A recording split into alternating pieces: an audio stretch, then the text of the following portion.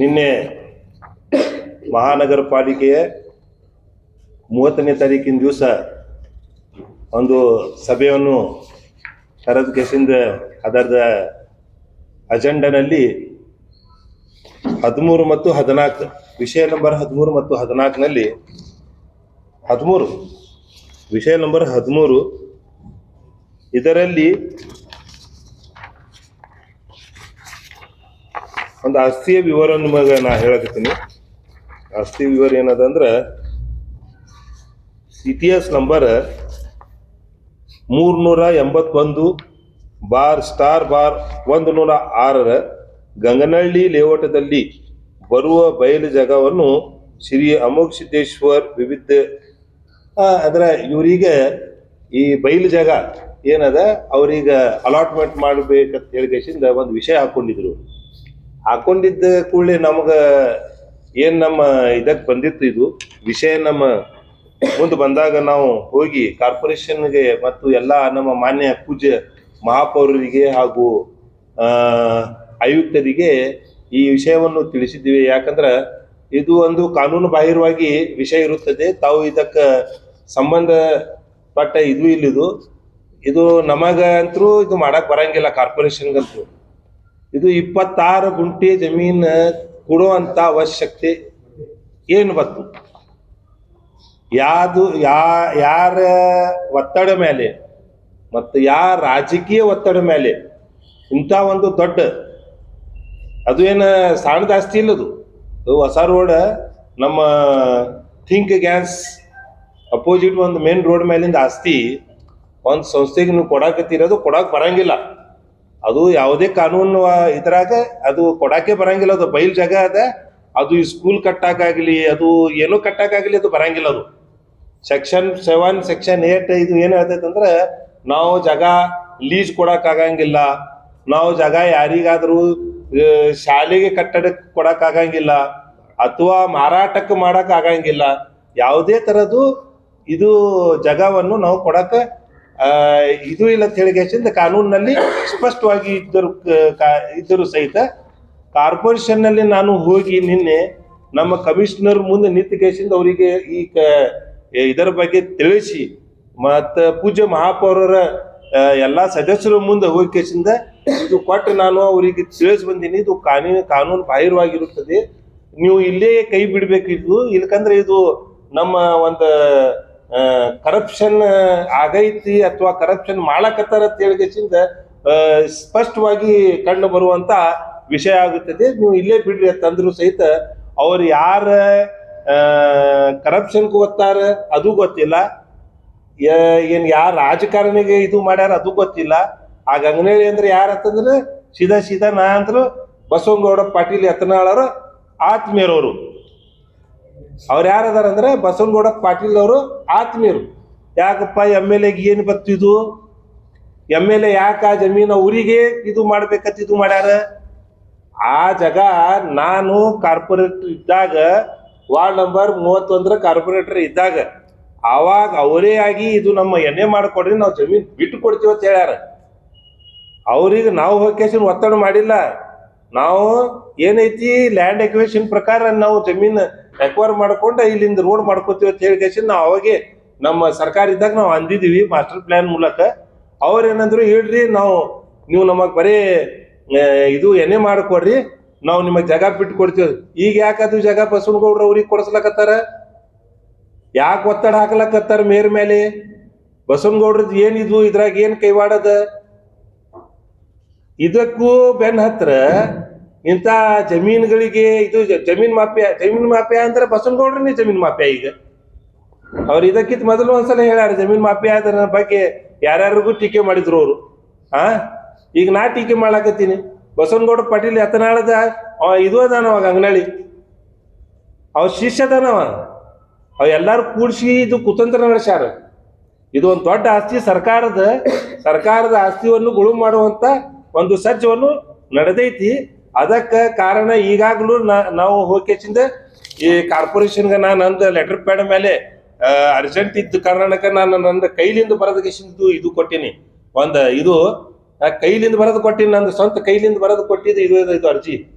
ಯಾಕಂದ್ರೆ ಟೈಮ್ ಇದ್ದಿದ್ದಿಲ್ಲ. ಇವರು ಏನೋ ಓಹೋಪೋಹನಲ್ಲಿ ಆ ಆಸ್ತಿಯನ್ನು ಯಾರಿಗಾರ ಮಾಡಿಕೊಟ್ಟ ಕೇಸಿಂದ ನಮ್ಮ ಸರ್ಕಾರದ ಇದು ಕಾನೂನು ಉಲ್ಲಂಘನೆ ಮಾಡಕತ್ತಾರ ಅಂತ ಹೇಳಿ ಕೇಸಿಂದ ಇವತ್ತಿನ ಬಸವನಗೌಡ ಪಾಟೀಲ್ ಮೇಲೆ ಅವರು MLA ಆಗಿದ್ದ ಒತ್ತಡದಿಂದ, ಅವರು MLA ಆಗಿ ಒಂದು ಒತ್ತಡದಿಂದ ಈ ಎಲ್ಲ ಸಜ್ಜವನ್ನು ನಡೆಸ್ಯಾರ.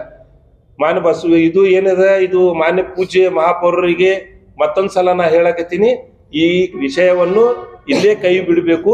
ಇಲ್ಲಾಂದ್ರೆ ಇದಕ್ಕೆ ಕಾನೂನಾತ್ಮಕವಾಗಿ ನಾವು ಮುಂದೆ ಇದು ಜಾರಿ ಮಾಡ್ತೀವಿ ಅಂತ ಹೇಳಿ ನಾ ಹೇಳ್ತೀನಿ. ಮುಂದೆ ನಮ್ಮ ಪ್ರಕಾಶ್ ಬಿರ್ಜಿ ಅವರು ನಿಮಗೆ ಹೇಳ್ತಾರೆ. ಮತ್ತೊಮ್ಮೆ ತಮ್ಮೆಲ್ಲರಿಗೆ ನಾನು ಸ್ವಾಗತ ಮಾಡ್ಕೊಳ್ತಾ, ಇದೇ ವಿಷಯ ಸ್ವಲ್ಪ ಇನ್ನೊಂದ್ಸಲ ನಾನು ವಿವರಿಸ್ತೀನಿ. ಅನಂತರ ಅದರ ಮತ್ತೊಂದು ವಿಷಯ ಮಾತಾಡ್ತೇನೆ. ಸೊ ಮೈನು ಬೀಳಿಗೆರು ಹೇಳಿದ ಪ್ರಕಾರ 381 ಸೊ ಬಾರ್ 106 ಇದು ಶ್ರೀ ಅಮೋಘ ಸಿದ್ದೇಶ್ವರ ವಿದ್ಯುತ್ ಕ್ಷಮರಾಭಿವೃದ್ಧಿ ಸಂಸ್ಥೆಗೆ ಕೊಟ್ಟಾರ. ಸೊ ಇದರ 26 ಗುಂಟ ಅಂತಂದ್ರೆ ನೇರ 26 ಸಾವಿರ ಸ್ಕ್ವೇರ್ ಫೀಟ್ ಆಗುತ್ತೆ. ಬಟ್ ಅಲ್ಲಿ ಮಾರ್ಕೆಟ್ ರೇಟ್ ಏನು ನಡೆದಂತಂದ್ರೆ ಈ ವಿಷಯ ಯಾಕೆ ನಾವು ಇಷ್ಟು ಸೀರಿಯಸ್ ಆಗಿ ತೊಗೊಂಡಿವಿ ಅಂತಂದ್ರೆ ಅಲ್ಲಿ ಮಾರ್ಕೆಟ್ ರೇಟ್, ಸೊ ಇವತ್ತಿನ ಮಾರ್ಕೆಟ್ ಪರ್ ಸ್ಕ್ವೇರ್ ಫೀಟಿಗೆ ನೇರ ಒಂದು 3,000 ರೂಪಾಯಿ ಅದ. 3,000 ರೂಪಾಯಿ ಸ್ಕ್ವೇರ್ ಫೀಟ್ ಅದ. ಸೊ 26 ಸ್ಕ್ವೇರ್ ಫೀಟ್ ಅಂದ್ರೆ ನೇರ ಒಂದು 7.8 ಕೋಟಿ ರೂಪಾಯಿ ವ್ಯಾಲ್ಯೂಯೇಷನ್ ಇದು ಜಾಗ ಆಗ್ತದೆ. ಸೊ ಮೇಲಾಗಿದ್ರೆ ಇಂಥ ದೊಡ್ಡ ಆಸ್ತಿಯನ್ನು ನಮ್ಮ ಕಾರ್ಪೊರೇಷನ್ ಯಾಕೆ ಕಳ್ಕೊಳಕತ್ತಾರ, ಯಾವ ಕಾರಣಕ್ಕೆ ಕಳ್ಕೊಳಕತ್ತಾರ ಅಂತ ನಮಗೊಂದು ಕಳ್ಕೊಳಾಗಿದೆ. ಸೊ ಮೇಲಾಗಿ ಹೇಳ್ಬೇಕಂತಂದ್ರೆ ಇದು ಕಾನೂನೊಳಗೆ ಇದನ್ನ ಈ ರೀತಿ ಯಾವುದೇ ಸಂಘಕ್ಕೆ ಅಥವಾ ಯಾವುದೇ ಮಾಲೀಕತ್ವರಿಗೆ ಯಾರಿಗೆ ಕೊಡ್ಲಕ್ ಆಗುದಿಲ್ಲ. ಕರ್ನಾಟಕ ಸರ್ಕಾರದ ಗೆಜೆಟ್ ಪ್ರಕಾರ, ಕಾನೂನು ಪ್ರಕಾರ 1985 ಕ್ರಮ ಸಂಖ್ಯೆ ಒಳಗೆ 6, 7, 8 ಪ್ರಕಾರ ಇವತ್ತು ಆಕ್ಚುಲಿ ಕೊಡೋಕೆ ಬರೋದಿಲ್ಲ. ಸೊ ಮೇಲಾಗಿ ಕೊಡಕ್ಕೆ ಬರೋದಿಲ್ಲ ಅಂತ ಅಂದ ಬಳಕೆ ಅಜೆಂಡಾ ಒಳಗೆ ಈ ವಿಷಯ ಯಾಕೆ ಬಂತು ಮ್ಯಾಗೆ ನಾನು ನೇರವಾಗಿ ಆಯುಕ್ತರ ಮ್ಯಾಗ ವಿಜಯಪುರ ಮಹಾನಗರ ಪಾಲಿಕೆ ಆಯುಕ್ತರ ಮ್ಯಾಗ ಮತ್ತು ಪೂಜ್ಯ ಮಹಾಪೌರ ಮ್ಯಾಗ ನಾನು ಆರೋಪ ಮಾಡ್ತೀನಿ. ಈ ವಿಷಯ ಕಾನೂನು ಅಡಿಯೊಳಗೆ ಬರೋದಿಲ್ಲ ಅಂತಂದ್ರೆ ನೀವು ವಿಷಯನ ಯಾಕೆ ನೀವು ಮೀಟಿಂಗ್ ಒಳಗೆ ತೊಗೊಂಡ್ರಿ? ನೀವು ಮೀಟಿಂಗ್ ತೊಗೊಂಡ್ಕಿಂದ ಆಲ್ರೆಡಿ ನೀವು ಠರಾವ್ನು ಪಾಸ್ ಮಾಡಿದ್ರಿ ನಿನ್ನೆ ಮೀಟಿಂಗ್ ಒಳಗೆ. ಸೊ ಇದು ನಮ್ಮ ವಿಜಯಪುರ ಮಹಾನಗರಕ್ಕೆ ದೊಡ್ಡ ಪೆಟ್ಟು ಅಲ್ದೇನೆ ಮತ್ತು ಕಾನೂನು ಎಲ್ಲರೂ ಕೂಡಿಕೆಸಿಂದ ಆಯುಕ್ತರು, ಪೂಜ್ಯ ಮಹಾಪೌರರು ಮತ್ತು ಎಲ್ಲ ಸದಸ್ಯರು ಕೂಡಿಕೆಸಿಂದ ಮತ್ತೊಮ್ಮೆ ತಮ್ಮ ಅಧಿಕಾರವನ್ನು ಉಲ್ಲಂಘನೆ ಮಾಡ್ಲಾಕತ್ತಾರಂತ ನನಗೆ ಅನಿಸ್ಲಾಕತ್ತದ. ಎರಡನೇದು, ಸೊ ಮೇಲಿಂದ ಮ್ಯಾಗೆ ನಾನು ಯಾಕೆ ಹೇಳ್ಬೇಕು ಅಂತಂದ್ರೆ ಮೇಲಿಂದ ಮ್ಯಾಗೆ ಮಾನ್ಯ ಸಚಿವರು, ನಮ್ಮ ಉಸ್ತುವಾರಿ ಸಚಿವ MB ಪಾಟೀಲ್ ಸಾಹೇಬ್ ಹೇಳ್ತಾರೆ ಪಾರದರ್ಶಕತೆ ನಮ್ಮ ಆಡಳಿತ ಪಾರದರ್ಶಕತೆ ಬೇಕಂತ ಹೇಳ್ತಾರೆ. ಸೊ ನಾನು ಒಂದು ವಿಷಯ ನಾನು ಹೇಳ್ತೇನೆ, ವೈಯಕ್ತಿಕವಾಗಿ ನಂದೇ ವಿಷಯ. 6 ತಿಂಗಳಿಂದ ನಾನು ಮಹಾನಗರ ಪಾಲಿಕೆ ಕೆಲವೊಂದು ವಿಷಯಗಳನ್ನು 3-4 ವಿಷಯಗಳನ್ನು ಇಟ್ಕೊಂಡಿಕೆಯಿಂದ ನಾನು 6 ತಿಂಗಳಿಂದ ಪತ್ರ ಬರಿತಾ ಇದ್ದೀನಿ.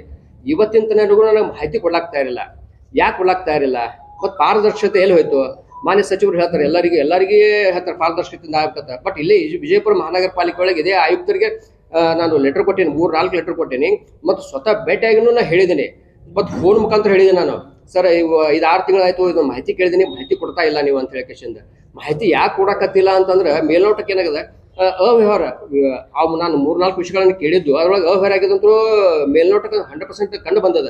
ಬಟ್ ಅದ್ರ ಮಾಹಿತಿ ತಗೊಂಡು ನಾವು ಮುಂದೆ ಅದನ್ನು ಕಾನೂನು ಹೋರಾಟ ಮಾಡಬೇಕಂತ ಹೇಳಿಕೆಶಿಂದ ನಾವು ಏನು ಮಾಡ್ತಿದ್ದಿಲ್ಲ, ಅದಕ್ಕೆ ಅವ್ರು ಮಾಹಿತಿನೇ ಕೊಡ್ತಾ ಇಲ್ಲ. ಸೊ ಅದಕ್ಕೆ ವಿಜಯಪುರ ಮಹಾನಗರ ಪಾಲಿಕೆ ಯಾವ ದಾರಿ ಹಿಡಿದಂತ ನಮಗೂ ಅರ್ಥ ಆಗ್ತಾ ಇಲ್ಲ. ಸೊ ಅದಕ್ಕೆ ತಮ್ಮ ಮುಖಾಂತರ ಮಾನ್ಯ ಉಸ್ತುವಾರಿ ಸಚಿವರಲ್ಲಿನೂ ಮತ್ತು ಮುಖ್ಯಮಂತ್ರಿಗಳಲ್ಲೂ ನಾನು ಮನವಿ ಮಾಡ್ಕೋತೀನಿ. ಮತ್ತು ಇದನ್ನೆಲ್ಲಾನು ಸರಿಪಡಿಸಬೇಕು.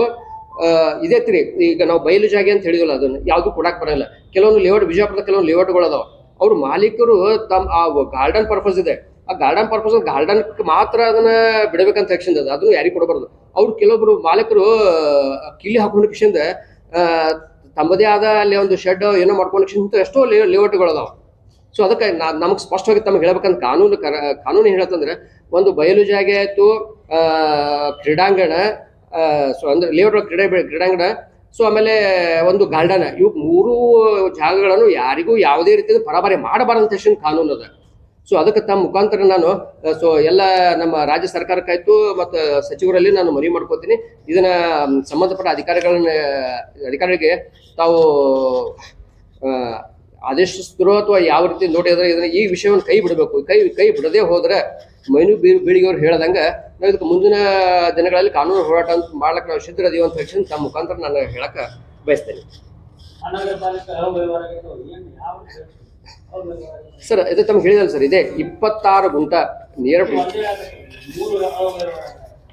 ಅವ ಸರ್ ಇದು ಇದು ನೋಡ್ರಿ ಈ ಅಜೆಂಡಾನಾಗೆ ಅದು 12 ನಂಬರ್ನು ಹಾಕ್ಯಾರಲ್ಲ ಸಬ್ಜೆಕ್ಟ್ 12 ನಂಬರ್ನು ಅದೂನು ಅವ್ಯವಹಾರ ಅದು. ಇದಕ್ಕೆ ನಾನು ಹೇಳ್ದಂಗೆ ನಾನು ನಿಮ್ಗೆ ಹೇಳ್ತೀನಿ ಸರ್.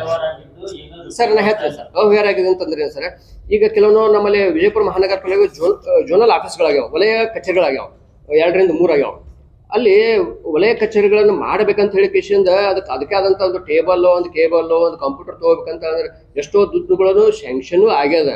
ಬಟ್ ಅಲ್ಲಿ ಹೋಗಿ ಇವತ್ತು ನೀವು ಅಲ್ಲಿ ಹೋಗಿ ನೋಡಿದ್ರೆ ಅಲ್ಲಿ ಎಲ್ಲ ಹಳಿ ಟೇಬಲ್, ಹಳಿ ಕುರ್ಚಿ, ಹಳಿ ಕೇಬಲ್, ಹಳಿ ಕಂಪ್ಯೂಟರ್ಸೇ ಅವ.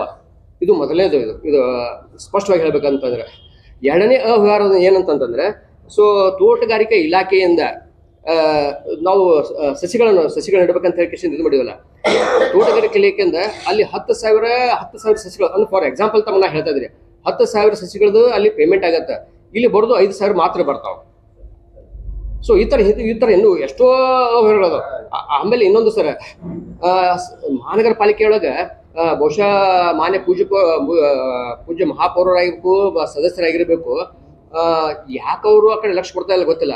ಫಾರ್ ಎಕ್ಸಾಂಪಲ್ ಹೋಗ್ತೀರಿ, RI ಇದ್ದವರಿಗೆ ಬಿಲ್ ಕಲೆಕ್ಟರ್ ಅಂತ ಹೇಳಿ ಕಿಶಿಂದ ನೇಮಕ ಮಾಡ್ತಾರೆ. ಬಿಲ್ ಕಲೆಕ್ಟರ್ ಹೋದ ಕಿಶಿಂದ RI ಮಾಡ್ತಾರೆ, RO ಮಾಡ್ತಾರೆ. ಇದು ಯಾವ ಕಾನೂನು ಅದೇ ನಮಗೆ ತಿಳಿತಾ ಇಲ್ಲ. ಅಲ್ಲ ಸರ್, ಅವ್ರು ತಾವು ಕಲ್ದಿದ್ದು FD ಅವ್ರ ತಂದ ಕಿಶಿಂದ ಬಿಲ್ ಕಲೆಕ್ಷನ್ ಮಾಡಕ್ ಹಾಕ್ತಾರೆ. ಬಿಲ್ ಕಲೆಕ್ಟರ್ ಹೋದ ಕಿಶಿಂದ RI RO ಮಾಡ್ತಾರೆ. ಇಂಥ ಎಷ್ಟೋ ಉದಾಹರಣೆಗಳು ಅದಾವ ಸರ್. ಅದ್ರ ಇದು double Jamkhandi road bus stand ಏನು ಹೊಸ ರೋಡ್ ಬರ್ತದಲ್ಲ ಸರ್.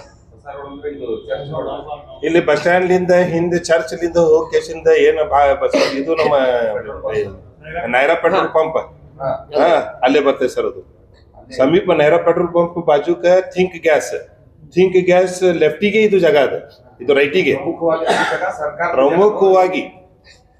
ನೀವು ಸ್ಪಷ್ಟವಾಗಿ ಕ್ಲಿಯರ್ ಆಗಿ ಹೇಳ್ತಾ ಇಲ್ಲ. ಅದು ಸ್ಪಷ್ಟವಾದಂತ ಏನು ಸರ್ಕಾರಿ ಜಾಗೇನೋ ಖಾಲಿ ಜಾಗೇನೋ ಯಾವ ಜಾಗ? Yes sir. ಸೊ ಅದಕ್ಕೆ ನಾನು ಸ್ವಲ್ಪ ಎಕ್ಸ್ಪ್ಲೈನ್ ಮಾಡ್ತೀನಿ ಸರ್. ಲೇಔಟ್ ಅವ್ರದ್ದೇ, ಗಂಗಳಿ ಅವ್ರದ್ದೇ ಅದು ಲೇಔಟ್. ಬಟ್ ಲೇಔಟ್ ಅವ್ರು ಮಾಡಬೇಕಾದ್ರೆ ಸರ್ಕಾರಿ ನಾರ್ಮ್ಸ್ ಪ್ರಕಾರ ಗಾರ್ಡನ್ ಇಂತಿಷ್ಟು % ಬಿಡಬೇಕು, ಬಯಲು ಜಾಗಕ್ಕೆ ಇಂತಿಷ್ಟು ಬರಬೇಕು, CS ಸೈಟ್ಗಳಿಗೆ ಬಿಡಬೇಕು, ರೋಡಿಗೆ ಬಿಡಬೇಕು ಅಂತ 100% ಜಾಗದೊಳಗೆ 40% ಸರ್ಕಾರಕ್ಕೆ ಬಿಡಬೇಕು. ಎಲ್ಲಗಳು ರೋಡ್ ಸಹಿತ, ರೋಡ್, ಡ್ರೈನ್, CS ಸೈಟ್, ಬಯಲು ಜಾಗ, ಗಾರ್ಡನ್ ಪರ್ಪಸ್ ಬಿಡ್ಬೇಕಂತಿರುತ್ತೆ. ಸೊ ಅದನ್ನ ಅದನ್ನ ಬಿಟ್ಕೊಂಡು 60% ಮಾತ್ರ ಇವರು ಡೆವಲಪ್ಮೆಂಟ್ ಮಾಡಬೇಕಾಗಿರ್ತದೆ ಓನರು. ಅದು 40% ನಮ್ಮ ಸರ್ಕಾರದ್ದು ಅಂದ್ರೆ ಮಹಾನಗರ ಪಾಲಿಕೆ. ಅದನ್ನ ಅದು BDAಕ್ಕೆ ಹೋಗುತ್ತೆ. BDA ಅವರು ನಮ್ಮ ವಿಜಯಪುರ ಮಹಾನಗರ ಪಾಲಿಕೆಗೆ ಅದನ್ನ ಬಿಟ್ಟು ಕೊಡ್ಬೇಕಾಗತ್ತೆ. ಮೇಂಟೆನೆನ್ಸ್ ಎಲ್ಲ ಏನೆಲ್ಲ ಮಹಾನಗರ ಪಾಲಿಕೆಗೆ ಇರುತ್ತೆ. ಸೊ ಮೀನ್ಸ್ ಅದಕ್ಕೆ ಮಹಾನಗರ ಪಾಲಿಕೆ ಅದಕ್ಕೆ ಒಡೆಯರು, ಮಾಲೀಕರು ಮಹಾನಗರ ಪಾಲಿಕೆಯವರು. ಇದೇ ಮಹಾನಗರ ಪಾಲಿಕೆಯವರೇ ಅವ್ರನ್ನ ಲೀಸ್ ಮಾಡಿಕೊಳ್ಳಕ್ ನಿನ್ನೆ ಠರಾವ್ ಪಾಸ್ ಮಾಡಿದ್ದಾರೆ ಸರ್. ಆಗಿದೆ ಸರ್. ಬಟ್ ಏನೋ ನಮ್ಗೆ ಕಾಪಿ ಸಿಕ್ಕಿಲ್ಲ ಅಂದ್ರೆ ಅದು ಠರಾವ್ ಬರೀಬೇಕಾದ್ರೆ ಒಂದು 4 ದಿನ 8 ದಿನ ಟೈಮ್ ಆಗತ್ತೆ. ಈಗ ನಮ್ಮ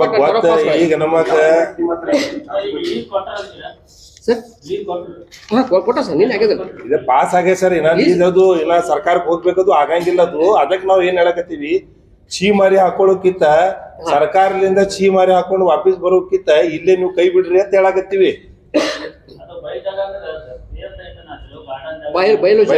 ಓಪನ್ ಸೈಟ್ ಯಾರಿಗೂ ಕೊಡಾಕ ಸಾಧ್ಯವಿಲ್ಲ. ಇದು ಕಾನೂನದ. ನಾವು ನಮ್ಮ ಮನಸ್ಸಿನಿಂದ ಅದು ಅವ್ರಿಗೆ ಸರ್ಕಾರಕ್ಕೆ ಇರ್ಬೇಕು, ಮಹಾನಗರ ಪಾಲಿಕೆಗೆ ಇರ್ಬೇಕು, ಮಹಾನಗರ ಪಾಲಿಕೆನೇ ಮಾಡ್ಬೇಕು. ಬರಂಗಿಲ್ಲ ಯಾವುದು ಯಾವ ವಿಷಯ. ಆಮೇಲೆ ಮತ್ತೆ ನೀವು ಈ ಹಿಂದೆನೂ ಕೂಡ ಕಾನೂನಾತ್ಮಕ ಹೋರಾಟಗಳನ್ನ ಮಾಡಿದ್ದೀರಿ. ಅದರ ಹಿಂದೆ ಏನು ನ್ಯಾಯಾಲಯದಲ್ಲಿ ಪ್ರಕರಣಗಳು ಇದೆ, ನ್ಯಾಯಾಲಯದಲ್ಲಿ ಖುದ್ದಾಗಿ ಇದು ಮಾಡಿದೆ. ನಿಮ್ಮ ಮೇಲೂ ಕೂಡ ಸಾಕಷ್ಟು ಆರೋಪಗಳಿದಾವೆ. ಏನ್ ಹೇಳ್ತೀರ? ಹೌದು, ನಿಮ್ ಚಾನೆಲ್ ನಲ್ಲಿ ನೀವೇ ತೋರಿಸಿರೋದು ನಮಗೆ ಕೇಳಾರದೆ. ಆದ್ರೆ ನಾ ಇವತ್ತು ಎಲ್ಲಾರ ಮುಂದೆ ನಾ ಹೇಳಕತ್ತೀನಿ. ಅಂದ್ರೆ ಒಂದು ಮಾತು, ಅಲ್ಲಿ ಯಾರು ಸಾರ್ವಜನಿಕ ಒಂದು ಇದು ಐತಿದು, ನಾವು ಎಲ್ಲಾರು ಕೂಡಿಸಿ, ನಾನು ನಮ್ಮ ಬ್ರದರ್ ಪ್ರಕಾಶ್ ಬಿರ್ಜಿ ನಾವೆಲ್ಲರೂ ಕೂಡಿಸಿ ಅದು ಒಂದು ಕಾನೂನಾತ್ಮಕ ಹೋರಾಟವನ್ನು ನಾವು ಮಾಡಿದ್ವಿ. ಮತ್ತು ಈಗಾಗಲೂ ಅವರು ಒಂದು ಅನರ್ಹ ಕಾರ್ಪೊರೇಟರ್ಸ್ ಅವರು ಈಗ ನಾವು ಅವರಿಗೆ ಒಂದು ನಾನು ನೋಡಿದ್ದೆ ಸಾಯಂಕಾಲ ನ್ಯೂಸ್ ಹತ್ರ ಹೆಸರು ಯಾಕೆ ತಗೊಳಕತ್ತೀನಿ ಅಂದ್ರೆ ಅದ್ರಾಗ ಅವ್ರು ನಮಗೆ ಇದು ಮಾಡಿದ್ರು. ಸೊ ಅವ್ರ ಮುಂದೆ ಒಂದು ಹೆಸರು ತಗೊಂಡು ಹೇಳಕತ್ತೀನಿ. ಅವ್ರಿಗೆ ನಾವು ಇದು ಒಂದು ಕರೆಸಿ ಕೇಳಬೇಕಿತ್ತು. ಅವರು ಏನಾಗೈತಂದ್ರೆ ನಮ್ಮ ಕಾರ್ಪೊರೇಟರ್ಗೆ RC ಬೆಳಗಾವಿ ಏನದಾರಲ್ಲ ಅವರೇ ನಮಗ್ ಸಂಬಂಧ. ಅವ್ರೇನ್ ಮಾಡ್ಯಾರ, ಈಗಾಗಲೇ ನಾವು ಏನ್ ಕಾನೂನಾತ್ಮಕ ಹೋರಾಟ ನಾವು ಮಾಡಿದ್ದೀವಿ, ಅವ್ರಿಗೆ ಅನರ್ಹ ಮಾಡಿದ್ದಾರೆ, ಅವ್ರು ಡಿಸ್ಕ್ವಾಲಿಫೈ ಅದಾರ. ಈಗೂ ಸಹಿ ಅವ್ರು ಡಿಸ್ಕ್ವಾಲಿಫೈ ಅದಾರ. ಕೋರ್ಟ್ನಲ್ಲಿ ನಡೆಯುವಂಥ ವಿಷಯನಲ್ಲಿ ಕೋರ್ಟ್ ಅವರಿಗೆ ಒಂದು ಸ್ಟೇ ಕೊಟ್ಟೈತಿ. ಅದು ಒಂದು ತಾತ್ಕಾಲಿಕವಾಗಿ ಸ್ಟೇ ಅದ. ಆ ತಾತ್ಕಾಲಿಕವಾಗಿ ಸ್ಟೇ ಸಿಕ್ಕಾಗ ಅವರು ಕಾನೂನಾತ್ಮಕವಾಗಿ ಅಲ್ಲಿ ಉಳ್ದಾರ. ನಾವು ಕಾನೂನಾತ್ಮಕನಲ್ಲಿ ಹೋರಾಟ ಮಾಡಕತ್ತೀವಿ. ನಾವು ಅದನ್ನ ತೋರಿಸಿಲ್ಲ, ನಾವೇನು ತೋರಿಸಿಲ್ಲ. ಇಲ್ಲ, ಅದು ಓಪ ತೋರಿಸಿರಿ. ಇದರಲ್ಲಿ ಸಂಶಯ ಮೂಡ್ತಾ ಇದೆ. ಇಲ್ಲ ಸರ್, ಹೀಗಾಗಿದೆ ಅಂತ ನಾನು ತೋರಿಸಿಲ್ಲ. ಸರಿ ಸರ್, ಅದಕ್ಕೆ ಕ್ಲಿಯರಿಫಿಕೇಶನ್ ಕೊಡ್ತೀನಿ ಸರ್. ಸೊ ಇದ್ರೊಳಗೆ ಯಾವುದೇ ತಾವು ಹೇಳ್ದಂಗ ಇದ್ರೊಳಗೆ ಯಾವುದೇ ಯಾವ್ದು ಆಮಿಷಕ್ಕೆ ನಾವು ಒಳಗಾಗಿಲ್ಲ. ಇನ್ನೂ ಮಾನ್ಯ ಉಚ್ಚ ನ್ಯಾಯಾಲಯದ ಗುಲ್ಬರ್ಗ ಪೀಠ ಒಳಗೆ ಇದನ್ನ ಕೇಸ್ ಇನ್ನ ನಡೆದದ, ಇನ್ನ ಇದು ಮುಕ್ತ ಆಗಿಲ್ಲ. ಇನ್ನು 2 ತಿಂಗಳಲ್ಲಿ 3 ತಿಂಗಳಲ್ಲಿ ಅವ್ರು ಅನರ್ಹ ಆಗೋದು ಸತ್ಯಸಿದ್ಧ. ಅನರ್ಹ ಆಗಿದ್ದಾರೆ ಅಂತ ಹೇಳಿದ್ರೆ ನ್ಯಾಯಾಲಯ ಆದೇಶ ಮಾಡ್ತು, ಮತ್ತೆ ಈಗ ಆದೇಶ ಕೊಡ್ತು, ಅದು ಕಾನೂನಾತ್ಮಕ ಹೋರಾಟ ಎಲ್ಲಿವರೆಗೆ ಬಂತ ಅನ್ನೋದು ನನ್ನ ಪ್ರಶ್ನೆ ಇತ್ತು. ಎಸ್ ಸರ್, ಇಲ್ಲ ಅನರ್ಹ ಆಗಿದ್ದು RCO ಅವರ ಆದೇಶ ಮೇಲೆ ಅನರ್ಹ ಆಗ್ಯಾರ ಸರ್. ಅದು ಗುಲ್ಬರ್ಗ ಹೈಕೋರ್ಟ್ ಒಳಗೆ ನಡೆದಿದೆ. ಸೊ ಗುಲ್ಬರ್ಗ ಹೈಕೋರ್ಟ್ ಕೆಲವೊಂದು ಕಾರಣಗಳಿಂದ ಅದನ್ನ ಸ್ಟೇ ಕೊಟ್ಟಾರ ಸರ್, ಸ್ಟೇ ಕೊಟ್ಟಾರ. ಅದಕ್ಕೂ ಕೆಲವೊಂದು ರೀಸನ್ಸ್ ಆಗಿ ಹೆಚ್ಚು ಕೊಟ್ಟಿದ್ದಾರೆ. ಮೇಯರ್ ಉಪಮೇಯರ್ ಇಲೆಕ್ಷನ್ ಆಗಿತ್ತು. ಸೊ ಆದಾಗ ಅದಕ್ಕೆ ನೀವು ತಡೆ ಮಾಡಬೇಡ್ರಿ ಅಂತ ಹೇಳಿ ಕೆಲವೊಬ್ರು ರಿಟ್ ಪಿಟಿಷನ್ ಹೋದ ಬಳಕ ಆಗಿದ್ದ ವಿಷಯ ನೀವು ಬರೀ ಡಿಕ್ಲರೇಷನ್ ಕೊಡ್ರಿ ಅಂತ ಬಳಕ ಅವರು ಹೈಕೋರ್ಟ್ ಮಾತು ಇಷ್ಟ ಹೇಳ್ಯಾರ. ಅದನ್ನ ನೀವು ಮೇಯರ್ ಉಪಮೇಯರ್ನ ಡಿಕ್ಲರೇಷನ್ ಕೊಡ್ರಿ ಅಂತ ಹೇಳಿ ಕೊಟ್ಟ ಬಳಕ ಇವ್ರು ಮೇಯರ್ ಉಪಮೇಯರ್ ಈಗ ತಮ್ಮ ಸ್ಥಾನವನ್ನು ಅವರು ಅನುಭವಿಸ್ಲಾಕತ್ತಾರೆ ಅಷ್ಟೇ. ಬಟ್ ಇನ್ನೂ ಡಿಸ್ಕ್ವಾಲಿಫಿಕೇಶನ್ ಏನು ಅನರ್ಹ ಕೇಸ್ ಏನದಲ್ಲ, ಇನ್ನೂ ಹೈಕೋರ್ಟ್ ಒಳಗೆ ನಡೆದದ ಸರ್. ಮುಂದಾದ್ರೂ ಅದನ್ನ 100% ನಡೆಸ್ತೀವಿ. ಹಿಂದೆ ಇಲ್ಲ ಸರ್, ಹಿಂದೆ ತಕೊಂಡಿಲ್ಲ. ತಾವು ಬೇಕಾದ್ರೆ ತಕೊಳ್ಳುವಂತ ವಿಷಯನೇ ಇಲ್ಲದು. ನಮಗೆ ಅವಶ್ಯಕತೆ ಒಮ್ಮೆ ಅವ್ರು ಡಿಸ್ಕ್ವಾಲಿಫೈನೇ ಆಗ್ಯಾರ, ನಾವು ಹಿಂದೆ ತಕೊಂಡ್ರ ಏನ್ ಮಾಡೋರು? ಸರ್ಕಾರ ಅವ್ರಿಗೆ ಡಿಸ್ಕ್ವಾಲಿಫೈ ಮಾಡೈತಿ. ಸರ್ಕಾರಕ್ಕೆ ಅಧಿಕಾರದ ತಿಳ್ಕೇಶಿಂದ ಕೋರ್ಟ್ ಅವರಿಗೆ ಇದು ಗೈಡೆನ್ಸ್ ಮಾಡಿದ್ರು. ಮತ್ತು RCO ಅವರು ತಮ್ಮ ಮೇಲಿನ ದರ್ಜೆಗೆ ಕೇಳಿಕೆಸಿಂದ ಅದು ಒಂದು ಇದು ಏನೈತಿ ಕಾನೂನಾತ್ಮಕವಾಗಿ ಒಂದು ಇದು ನಡೆಸಿ ಅವರಿಗೆ ಡಿಸ್ಕ್ವಾಲಿಫೈ ಮಾಡ್ಯಾರ. ಈಗ ಅವ್ರು ಮೊದಲೇ ಇದು ಕಾರ್ಪೊರೇಷನ್ ನಲ್ಲಿ ಮೊದಲೇ ಮೇಯರ್ ಮತ್ತು ಉಪಮೇಯರ್ದ ಇಲೆಕ್ಷನ್ ಆಗಿತ್ತು. ಅವಾಗ ನಾವು ಇಲೆಕ್ಷನ್ ಅವ್ರು ಡಿಸ್ಕ್ವಾಲಿಫೈ ಆಗೋದಕ್ಕೆ ಮೊದಲು ಅದಕ್ಕೇನೈತಿ ಕೋರ್ಟ್ ಅವರಿಗೆ ಕೆಲವು ದಿನ ಅವಕಾಶ ಕೊಡೋ ಸಂಬಂಧ ಅವರಿಗೆ ಯಾವುದೇ ಯಾವ್ದು ಕಾನೂನಿನಿಂದ ಕೊಟ್ಟಾರ ಅದು ನಮಗಿನ ಗೊತ್ತಿಲ್ಲ. ಅದು ವಕೀಲರು ಹೇಳ್ಬೋದು. ನ್ಯಾಯಾಲಯ ಐತಿ, ಇವತ್ತಿನ ನಾಳೆ ಅವ್ರು ಡಿಸ್ಕ್ವಾಲಿಫೈ ಆಗುದು ಖಚಿತವಾಗಿ. ಈಗ ಇದು ಜಗದ ಏನ್ ಹೇಳ್ತೀರಿ ಫೈನಲ್ ಏನು ಮುಗಿದು ಈ ಜಗಕ್ಕೆ ಸಂಬಂಧಪಟ್ಟಂಗೆ ನೀವು ಒಂದ್ ವೇಳೆ ಆಯುಕ್ತರು ಇದನ್ನು ಹಿಂಪಡಿಲಿಲ್ಲ ಅಂದ್ರೆ ಏನೋ ಹೋರಾಟ ಮಾಡ್ತಿರೋ ಅಥವಾ ಏನ್ ಮಾಡ್ತೀವಿ? 100% ಸರ್. ಸೊ ಈ ವಿಷಯವನ್ನು ವಿಷಯವನ್ನು ಇವ್ರ ಕೈ ಬಿಡದೆ ಹೋದರೆ ಯಾವುದೇ ಕಾರಣಕ್ಕೂ ನಾವು ಈ ವಿಷಯನ ನಾವು ಇಷ್ಟಕ್ಕೆ ಬಿಡೋದಿಲ್ಲ. ನ್ಯಾಯಾಲಯದ ಮೊರೆ ಹೋಗುದಂದ್ರೂ ಶತಸಿದ್ಧ ಅಂತ ಹೇಳಿ ತಮ್ಮಲ್ಲಿ ನಾನು ಮತ್ತೊಮ್ಮೆ ಹೇಳಕ್ ನಾ ಪ್ರಯತ್ನ ಪಡ್ತೀನಿ.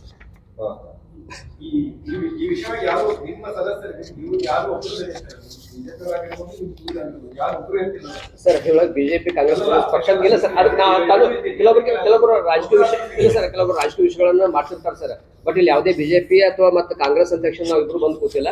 ಕಾನೂನಾತ್ಮಕ ಹೋರಾಟ ಸರ್ ನಮ್ದು, ಸಾರ್ವಜನಿಕ ಹೋರಾಟ, ಕಾನೂನಾತ್ಮಕ ಹೋರಾಟ. ಕಾನೂನು ಹೋರಾಟ ಮಾಡ್ತೀವಿ ಅಂತಂದ್ರೆ ಯಾವುದೇ ಪಕ್ಷಕ್ಕೆ ನಾವು ಹೋರಾಟ ಪಕ್ಷದ ಏನು ಬರೋದಿಲ್ಲ ಅಂತ ನನಗೆ ಅನ್ಸುತ್ತೆ ಸರ್. ಮತ್ತೆ ಈಗ ನೀವೇ ಹೇಳಿದ್ರಿ, ಈಗ ಇವರು ಉಸ್ತುವಾರಿ ಸಚಿವರು ಪಾರದರ್ಶಕ ಆಡಳಿತ ನಡೆಸ್ತಾ ಇದಾರ ಅವರು ಸರ್. ಅವ್ರು ಇಲ್ಲ ಅವ್ರ ಕಿವಿಗೆ ಹೋಗ್ಲಿ ಅಂತ ಮಾತಾಡಕತ್ತೀವಿ ನಾವು. ಸೊ ಅದನ್ನ ಕೆಲವೊಬ್ರು ಒಳಗಿಂದ ಸಂಚೆ ನಡೆಸಿರ್ತಾರ, ನಾವು ಹೇಳಿವಿ ಸರ್. ಇಲ್ಲ ಅದಕ್ಕೆ ನಾವು ಪತ್ರನೂ ಬರ್ತಾ ಇದ್ದೇವೆ ಸರ್, ಈಗ ಸಾಹೇಬರಿಗೆ ಇದು ಪತ್ರ ಬರಿತೀವಿ, ಈ ಭೂಮಿಯನ್ನು ನಾವು ಇವರು ಕಳತನ ಮಾಡಕತ್ತಾರ ಅಂತ ಹೇಳಿ. ಹೌದು, ಇರಬಹುದು. ಸಾಹೇಬ್ರ ಮುಂದೆ ಮಾತು ಹೋಗಿದ್ರ ಅವರು ಸಜ್ಜಾಗಿ ಬ್ಯಾಡ ಅಂತ ಹೇಳ್ತಿದ್ರು. ನಮಗ್ ಗೊತ್ತದ, ಯಾಕಂದ್ರ ಭೂ ಮಾಫಿಯಾಗಳಿಗೆ ಮಾನ್ಯ ಸಚಿವರಾದ ಶ್ರೀ ಎಂ ಬಿ ಪಾಟೀಲ್ ಅವರು ಯಾವತ್ತು ಅವರಿಗೆ ಸಪೋರ್ಟ್ ಮಾಡ್ಲಿಲ್ಲ, ಅವ್ರು ಮಾಡಂಗೂ ಇಲ್ಲ. ಇದು ನಂದ ಒಂದು ಅಭಿಪ್ರಾಯ ಅದ. ಈ ವಿಷಯಕ್ಕೆ ಅವ್ರಿಗೆ ಗೊತ್ತಿರ್ಲಿಕ್ಕಿಲ್ಲ. ಯಾವುದೇ ನಾವು ಬಿಜೆಪಿ ಅವರು ಅಥವಾ ಕಾಂಗ್ರೆಸ್ ಅವರು ಯಾವುದೇ ನಾಯಕರು ಇದ್ರೊಳಗೆ ನಮ್ಮ ಹೆಸರು ನಾವು ಪ್ರಸ್ತಾಪನೆ ಮಾಡ್ಲಾಕತ್ತಿಲ್ಲ. ಸೊ ಅದು ನಮ್ಗೆ ಅದು ವಿಷಯನೂ ಅದು ಹೊರತುಪಡಿಸಿ ನಾವು ಮಾಡ್ತಾ ಇದೀವಿ ಅಷ್ಟೇ. ಕಾನೂನಾತ್ಮಕ ಹೋರಾಟ ಆಗುವುದು ಇದು ಕಾನೂನಿನಲ್ಲಿ ಕಾನೂನು ಉಲ್ಲಂಘನೆ ಮಾಡ್ತಾರೆ ಇವರು ಮಾಡಿದ್ರೆ. ಅದಕ್ಕೆ ಇವರು ವಾಪಸ್ ತಗೊಳ್ಳದೆ ಹೋದ್ರೆ ಈ ವಿಷಯವನ್ನು ಕೈ ಬಿಡಲಿಲ್ಲ ಅಂತ ನಾವು ಮುಂದಿನ ಕಾನೂನು ಹೋರಾಟ ಮಾಡ್ತೀವಿ. नए साल का जश्न महाराजा स्वीट का खास ऑफर केक पर भारी डिस्काउंट। बीजापुर की प्रसिद्ध महाराजा स्वीट्स नए साल 2026 के जश्न को और भी खास और शानदार बनाने के लिए केक ऑफर लेकर आया है आपके पास।